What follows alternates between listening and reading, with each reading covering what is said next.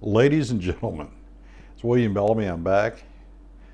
I want to talk about the Democratic Party and defund the police based on something that Bernie Sanders said. If you like what I have to say, like, subscribe, share with your friends. If you don't like what I have to say, hit dislike. Tell me in the comments what you dislike about what I'm saying. We can have a civil debate about it. Also, my Patreon is in the description. If you want to help contribute to the socialist overthrow of democracy, no, I'm kidding. If you want to help contribute so I can do more things with this channel, please feel free to contribute. If you don't, share with your friends, like and subscribe. Actually, liking and subscribing, making comments and sharing with your friends means so much more to me than contributing through Patreon. Because as the channel grows and time goes on, even without donating money, I can still figure out how to do what I want to do with the channel. But if you're feeling generous, go ahead and do it. Let's move into this. So Bernie Sanders said he doesn't know any candidates who supported defund the police when they ran for re-election. I would like to point out that in the House of Representatives, representatives run for re-election every 2 years. If they run for re-election every 2 years, and Alexandria Ocasio-Cortez and Ilhan Omar are screaming, defund the police means defund the police, take the money away from the police. How are they not campaigning on that? Whereas you have Senator Joe Manchin from West Virginia, who is also a Democrat, going, defund my butt. I'm a proud West Virginian, and I support the police. There's a civil war coming in the Democratic Party, whether they want to admit it or not, which could work to the advantage of making the House more effective with, now that the Republicans have a larger minority because they gained seats in this election, it may see the end of Nancy Pelosi. Because with a larger Republican minority, there are some minority Democrats that, should they run to become speaker, may get Republican votes. Yes, there's a chance for people to cross party lines. They think the House could actually be effective. I could actually see situations, and I'll go ahead and throw a name out there. I think Tulsi Gabbard could have a chance to have some Republicans support her in becoming Speaker of the House. I know she's still a fairly junior member, but she's also moderate. She's got a background that understands defense and the current wars we're in. Actually, a background that may support some of the peace stuff that's been happening with wanting to withdraw troops, with getting peace treaties signed between other countries.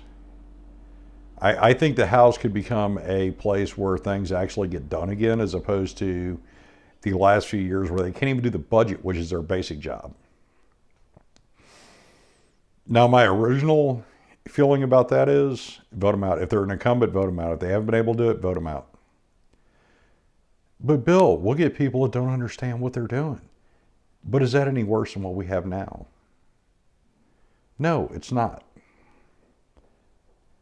Okay, I got off on a tangent. Let's get back to the original thing I was talking about with defunding the police.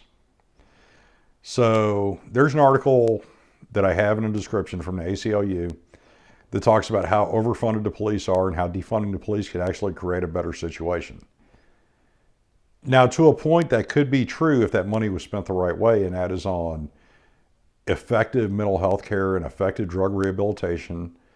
Because I've never been a police officer, but as a former corrections officer and somebody who spent a long time working in segregation, I will tell you now, at a minimum, 30 to 50% of the criminals that police come into contact with are either have an underlying mental health or addiction issue which led to their contact with the police to begin with. It could be petty theft, it could be hallucinating, it could be 1,000 things. But funding those may actually have an effect on criminal justice reform or reducing the prison population. But see, the goal of defunding the police is not that. And I will use New York City as an example of why that's the case. So depending on what article you read, there's a consistency and there's a difference. But Mayor Bill de Blasio in New York City is cutting $100 million or $1 billion from the New York City Police Department.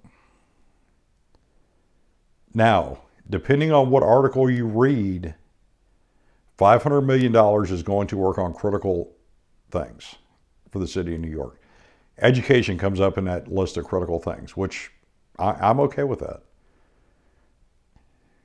The other article says $336 million that's coming from that will be spent on homeless issues and mental health issues and education.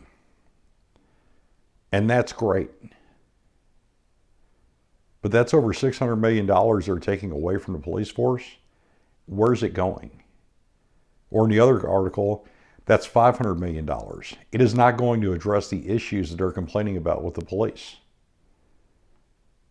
It's going to other things where they had budget shortfalls because they didn't plan, because they killed 30% of the small businesses in New York City. But he'll jump on a defund the police bandwagon, but that money won't actually go to effective things that can help the problems they're complaining about. You want to talk about militarization of police? You know what? We can have a discussion about that. But I'm going to bring up in that discussion, when you talk about funds, a lot of the equipment that comes up when they talk about militarization was through federal grants. It didn't actually come out of that department's budget.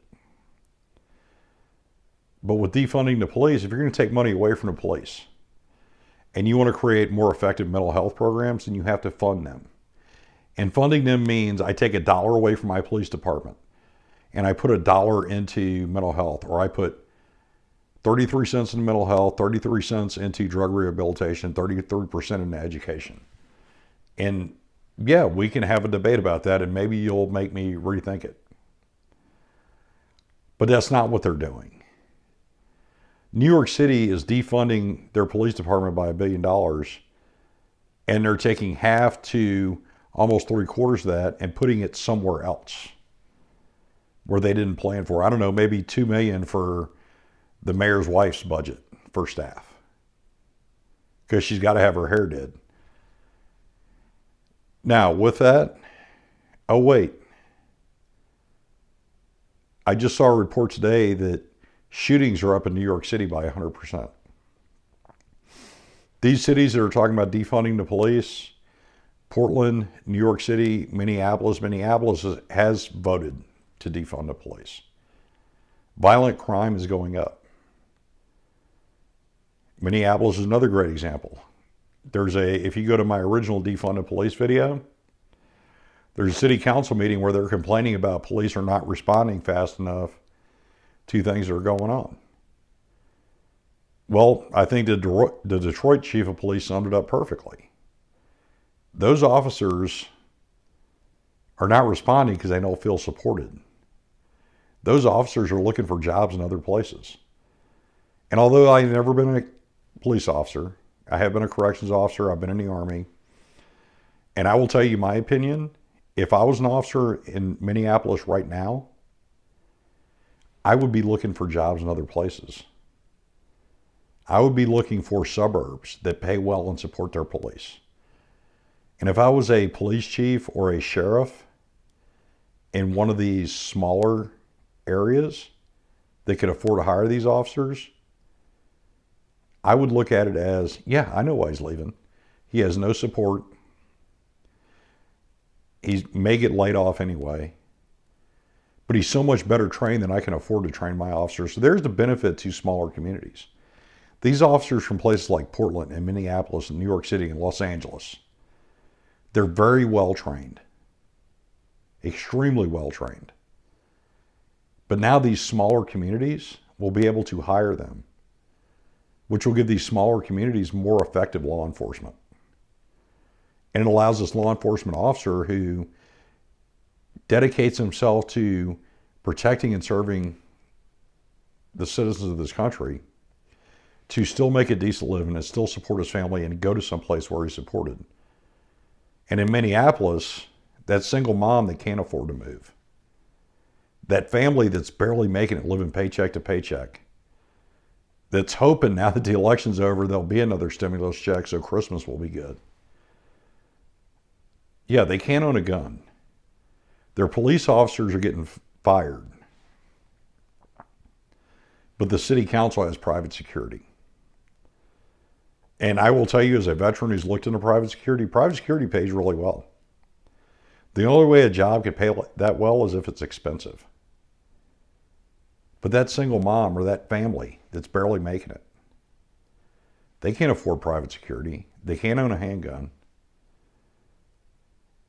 But the city council's going, yeah, we don't care about them because we're going to defund the police. Oh, but you're going to pay $6,000 a month in private security, so I'll be safe. Show me where that's not hypocrisy. Show me where that's not a failing in the system that we will let these people down that can at least afford it for the benefit of political gain. I'm going to go ahead and end it on that. If you like what I have to say, like, subscribe, and share. Make a comment. If you dislike it, go ahead and hit dislike. Tell me why you dislike in the comments. We'll have a civil debate about it. You may change my mind, but remember, I may change yours. Now, my Patreon's in there, but honestly, the best thing you do for this channel is subscribe, like, share with your friends, make a comment, hit the notification bell. I want this channel to grow because the goal of the channel is for you to think. And for you to share it with your friends so they can think, and share it with your kids. In the comments section, if you have questions or suggestions, go ahead and let me know. But like, subscribe, and share. Everybody have a good evening.